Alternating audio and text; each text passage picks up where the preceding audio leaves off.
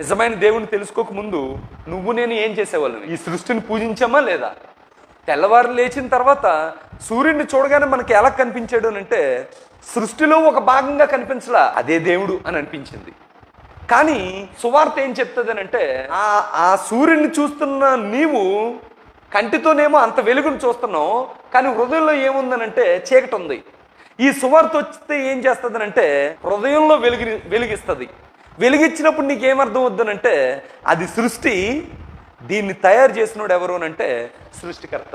నీకు అర్థమైందా లేదా? మహాసముద్రం ఉంది, చేపలు పట్టేవాడు ఉన్నాడు. ఏం చేస్తాడు దానికి?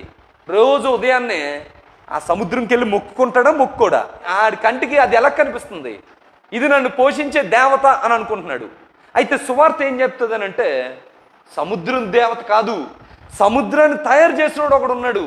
ఆ దేవుణ్ణి చూపించేది ఏంటి అని అంటే సువార్త.